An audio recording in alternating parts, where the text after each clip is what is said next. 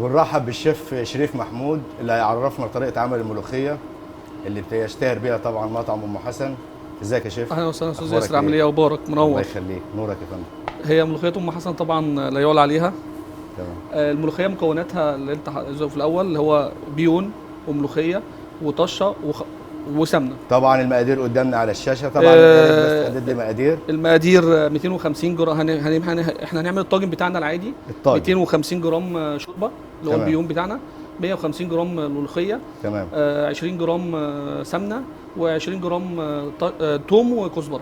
الشوربه الاول طبعا بتكون بارده ولا الشوربه احنا بنسوي فيها السي مثلا، اي حد عايز يعمل بنسوي مثلا عايزين شوربه ارانب، عايزين شوربه بط، عايزين شوربه فراخ، اي شوربه تمام. اللي انت عايز تعمل عليها. في ام حسن دي خاصه بالمطعم، يعني الملوخيه اللي انتوا بتعملوها دي خاصه خاصه بمطعم بمطعم ام ام حسن. حسن.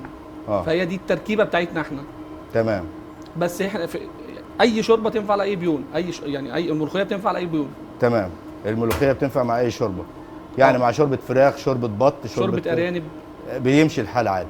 طيب شيف، ممكن نشوف مع حضرتك؟ هنبتدي الاول نحط البيون بتاعنا. تمام. الشوربه دي شوربه ايه يا شيف؟ الشوربه دي ما قلنا الشوربه دي يعني هي شوربه ميكس مكونه من كذا حاجه. تمام. كلها بيونات سلق. تمام. شوربه سلق. الكبشه بتاعتنا دي اساسا هي بتشيل 250 جرام شوربه. تمام. 250 يعني احنا هنتكلم عن 250 جرام يكفوا شخص واحد. يكفوا شخص واحد او 2 شخص حسب 2 شخص. تمام. لو هتاكل مع رز بتبقى 2 شخص، هتاكل بعيش بتبقى 2 شخص. تمام. تمام. لازم الشوربه لما بنيجي نحط عليها الملوخيه لازم تكون بتغلي. الشوربه واحنا بنحط عليها الملوخيه لازم تكون بتغلي. لو انا حطيتها الشوربه من النوع اللي انت ما تعرفش تغطيها بعد ما تعمل ملوخيه، ما تعرفش تغطيها. ليه بقى؟ هتسقط.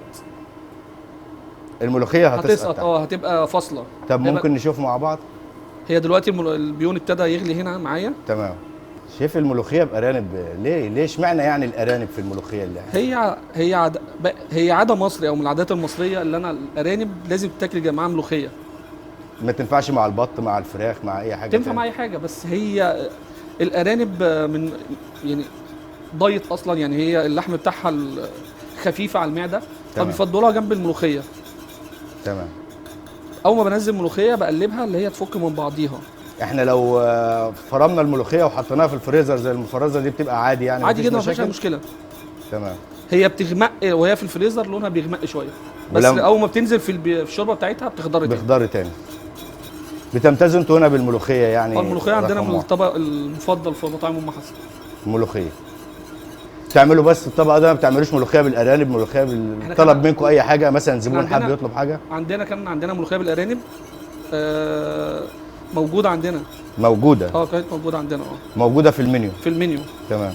اكلت الملوخيه على الطريقه اللبنانيه يا شيف شريف؟ لا، هو انا يعني ما حبيتش اكلها بالطريقه، لان انا متعود على الملوخيه بتاعتنا، فلما بتيجي طريقه غريبه انت بس هي شكلها كويس. ما عندكش معلومات عنها؟ بسيط. اللي هي يا فراخ يا لحمه. اول واحده زي ما هي كده، ما بيخرطوهاش زي عندنا. تحس ان هي زي الفته.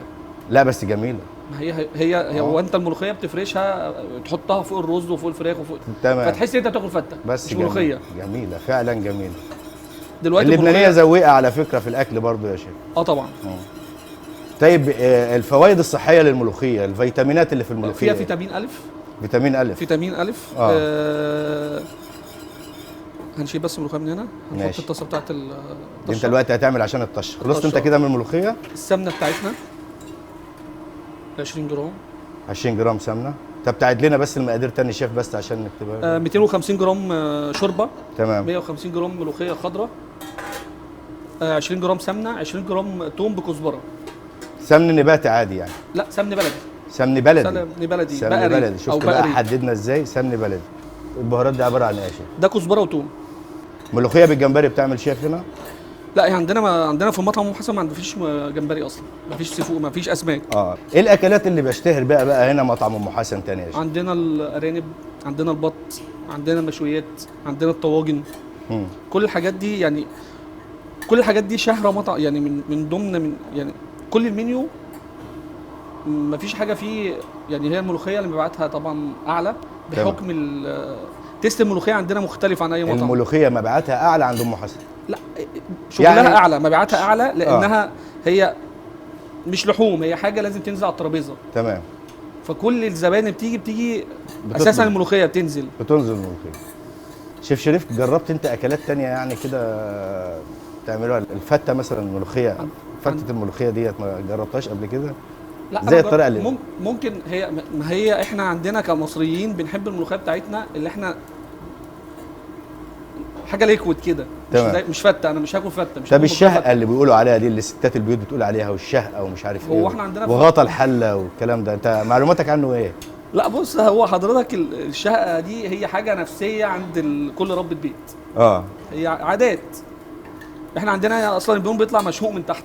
يعني ايه شهقه بقى يا شيف؟ معلش والله، وانا ما اعرفش والله. هو وهي واقفه لما بتنزل بالملوخيه، فالملوخيه واحنا بننزلها دلوقتي، فهي لما بيطلع البخار طالع على وشها، فهي بتشهق غصب عنها. يعني بتاخد البخار على الملوخيه لازم تتاكل في نفس اليوم اللي بتتعمل فيه؟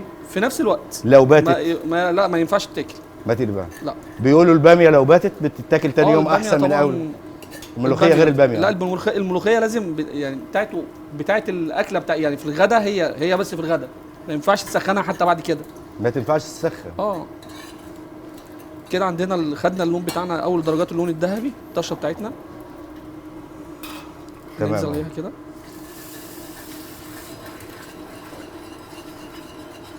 الله، ريحتها تجنن والله يا شيخ. تسلم ايدك.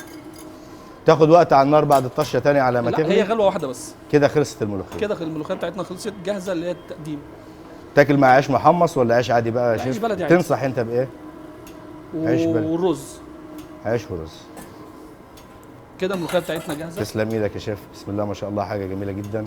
اتفضل بقى المعلقه بتاعتنا، دوق الملوخيه بتاعتنا. ندوق الملوخيه. بسم الله. لا يا عم، عايز عيش دي. عيش موجود. يا عيش. طب ما قلتليش يا شيف ايه الفوائد، الفيتامينات؟ احنا اتكلمنا بس انت ما قلتليش، ما كملتش. هي الملوخيه اغنى الخضروات بفيتامين أ.